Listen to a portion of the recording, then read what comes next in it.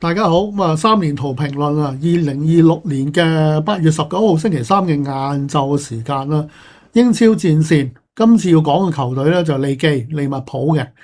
利物浦咧上季表現咧就比較失色嘅，咁主要就因為前季贏咗冠軍之後，上季咧用咗好多錢買人，但係表現都跌鑊，咁結果咧領隊史諾咧都炒埋。上季其實嗰個所謂嘅利記嘅表現嘅回落咧，好多人都歸咎係史諾廢噶啦，即係話佢啲戰術唔得啊，跟住咧就喺記者會講嘢又唔得啊，好多啦，係嘛？但係咪全部嘢都要歸咎落佢度咧？咁我喺度就唔係替佢講說話，我冇必要替史諾講說話，而係話一隊波成功同失敗有好多原因結合。以我睇，其實利物浦上季表現回落有好多不同嘅原因結合埋嘅。咁我諗最主要咧，上季利物浦差嘅咧就係因為佢哋嘅傷兵咧真係太多，同埋好多主力嘅球員，又或者好多咧新買入嘅球員啦，特別係呢啲新買入嘅球員咧，本來係愛嚟加強陣容啊，令到球隊嘅實力再提升一級嘅，本來係諗住咁樣。咁但係咧就結果咧呢啲球員都係做唔到本來嘅效果，因為咧根本連試嘅機會都冇，好多時都係傷多過踢。例如呢個費林邦啦，呢個最經典啦，係嘛？傷咗一段好長嘅時間，本來佢係右後衛咧，其實可以叫做一個翼衛嘅性質啦，成條右邊佢可以打晒，原本諗住係咁嘅，咁但係傷多過踢。最經典就係嗰個後備嗰個叫巴特利嘅右後衛咧，又係傷，試過咧就兩個右閘一齊傷嘅咁樣，咁你變咗咧即係嗰個人手調動咧已經係捉襟見肘啦。仲有前鋒啦，係嘛？前鋒呢個伊薩買翻嚟，就竟然又係傷多過踢。喂，呢個大佬係好貴嘅，講緊過億磅以上，係非常之昂貴啦，係嘛？諗住買翻嚟做殺手噶啦，但係點知全季咧上陣就應該都不足20場，十幾場嘅啫。咁你全季咁多賽事，你淨係踢得嗰10零場，即係連試嘅機會啊，或者連呢個提升狀態嘅機會都冇。咁仲有一個次少少，又係剛剛買翻嚟嘅前鋒艾基迪基咧，又係傷多過踢嘅。咁你數落幾個咧，啲新兵嚟嘅，係傷多過踢。咁你變成成季喺利物浦喺轉會市場用嘅錢，差唔多係浪費晒咁滯。如果淨係計上季嘅表現啦，再加埋佢哋嘅傷兵唔止呢啲噶嘛，仲有呢個其實遠藤航，咁呢個中場嘅防中嘅定海神針啦，成日受傷啦，咁其實都係好直接影響到利物浦嘅表現。咁所以咧，佢哋嗰個中堅咧，而家係免費轉走咗去皇家馬德里嗰個叫做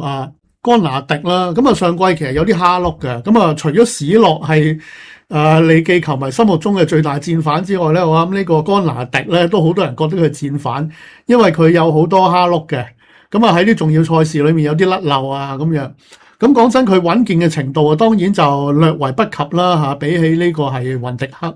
但係唔代表佢係差嘅，同埋佢係仲當打嘅嚇。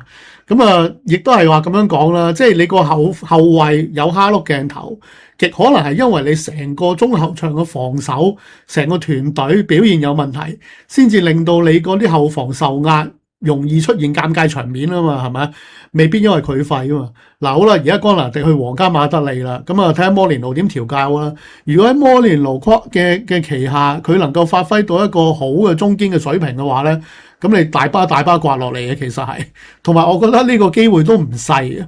佢喺法國隊就唔係正選嘅中堅啦，因為法國中後場嘅人才實在太多，但係佢都係國腳嘅其中一個成員咯，即係有時候被入替或者季軍戰都有落場，所以就唔會太差嘅，應該都。如果唔係，你都唔會係國腳有份上陣啦，喺世界盃。咁同埋更甚者咧，即係預期話係史諾有問題咧，但係我覺得利物浦嘅管理層喺呢個轉會嘅操作啊，尤其是上季有啲動作咧係令人哋拗頭嘅。頭先講呢個干拿迪，其實咧即係因為續約嘅問題傾唔掂數而免費走人咧，其實對利物浦嚟講係好痛，因為佢年紀係當打嘅，27歲。係應該賣到錢先啱，賣唔到錢咧，你係盡早同佢傾續約，你續咗約先買啊嘛，最少都係嘛。咁而家就變咗係免費，皇家馬德里執筍盤可以叫做，即係就算佢唔係好好嘅，但係你免費引入啊嘛，係咪先啊？咁此其一啦。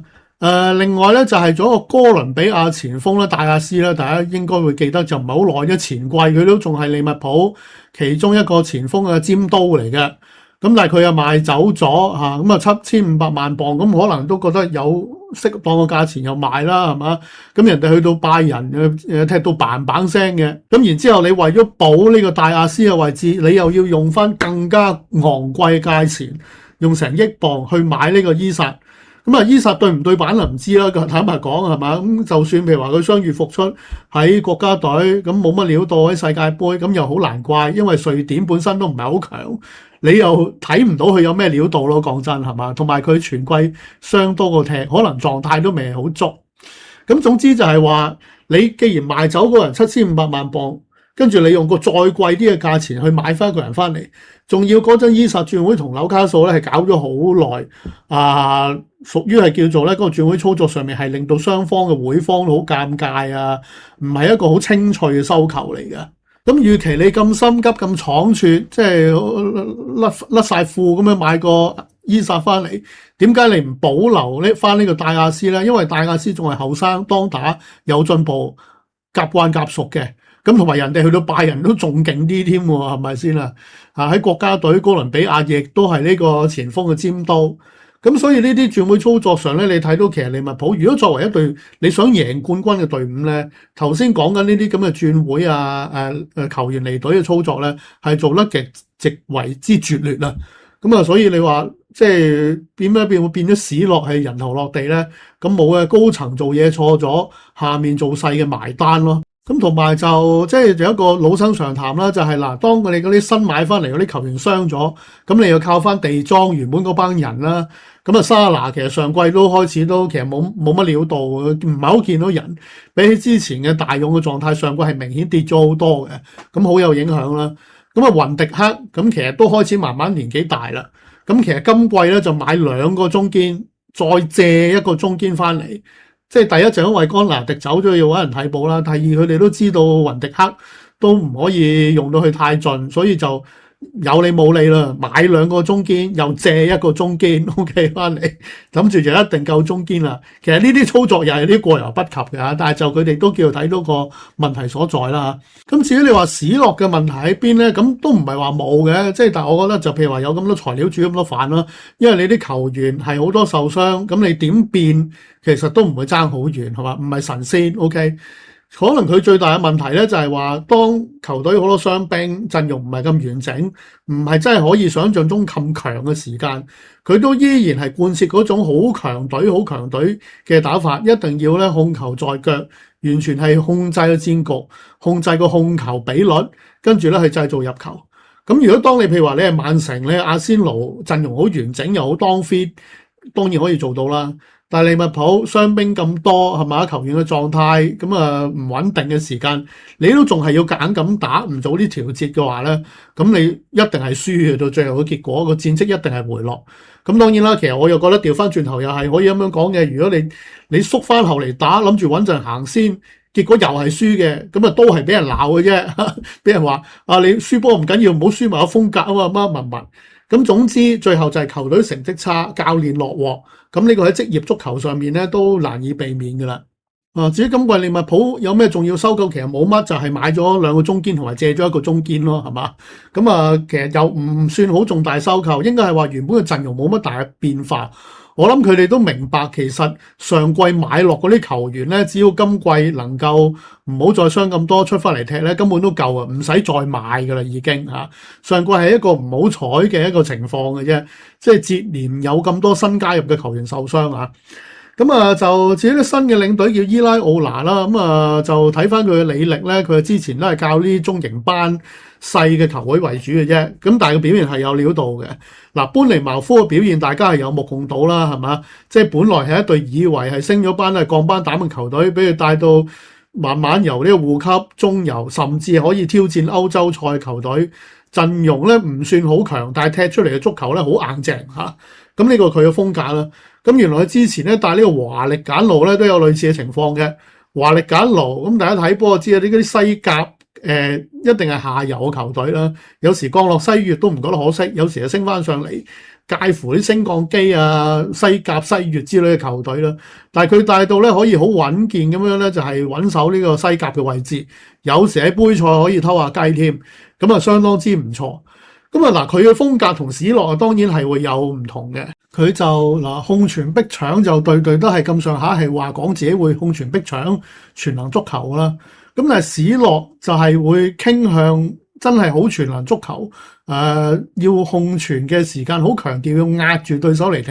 嗰種嘅踢法啦。上季佢係想係咁，事與願違啦。咁伊拉奧拿就絕對唔係咁樣嚇，因為嗱佢係帶嘅班尼茅夫咧，就以呢個硬淨為先。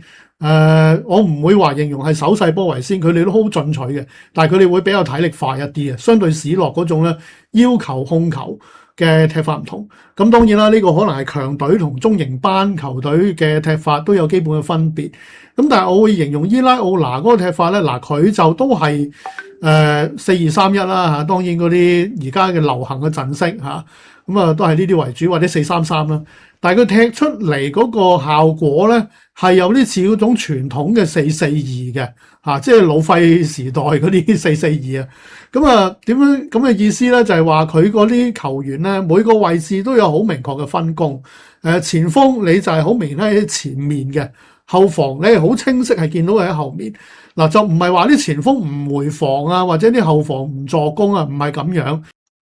個球員嘅位置感會比較強。咁喺呢個基礎上面再做一啲比較現代化嘅控傳逼搶，咁我會形容佢嗰個戰術會比較傾向古典，近似4-4-2少少咧，就係咁樣嘅原因，就唔係話佢踢法唔現代啊。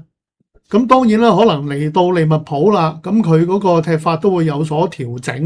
嚇，即係因為強隊始終你控球嘅時間一定會比較多，比起以前班尼茅夫嘅時候，你面對嘅對手係多數都係弱過你嘅，你冇可能淨係踢一啲硬淨而又位置感比較強嘅足球噶嘛，係嘛？咁啊呢方面佢要作出調整啦。咁而我睇最大嘅好處咧就係話咧，因為上季史諾咧就好多時譬如話一後防一受壓咧，就失波咁滯啦，幾乎我都肯定啦。即係進攻嘅時候未必入到波，一要縮後防守咧就受唔住壓力要失波，經常有呢啲鏡頭。但係今季伊拉奧拿咧，因為佢過往咧即係面對球隊受壓嘅經驗或者時間比較多咧，佢喺處理呢方面咧可能會好啲。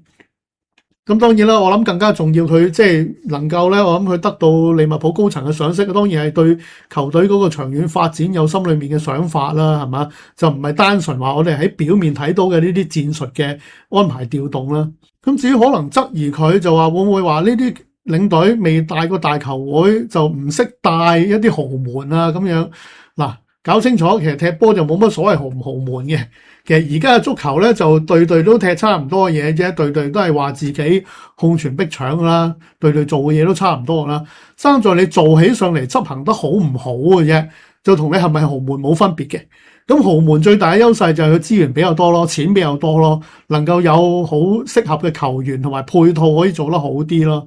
咁至少而家揸住喺伊拉奧拿手上嘅牌即係佢嘅球員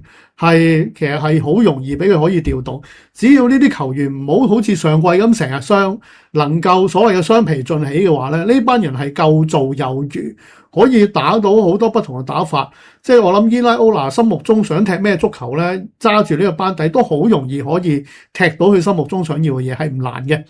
即係我諗反為而家係利物浦最需要解決嘅問題，或者唔好講解決問題啊，係最適合佢哋而家嗰個處境咧，就係話佢哋應該放低少少嗰種強隊或者奪冠球隊嘅包袱。因為經過上季失落咧，其實今季都依然係一個重整球隊嘅階段，未必咁快話可以挑戰到阿仙奴或者曼城嘅爭冠嘅位置。適當嚟講，保持歐聯席位係佢哋一個比較務實啲嘅目標。喺呢個基礎上，再慢慢加強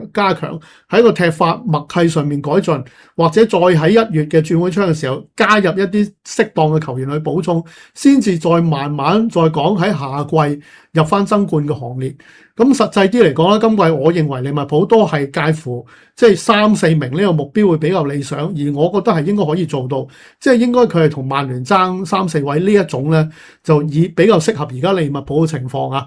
咁啊，多謝大家收睇，我哋下條影片再見，拜拜。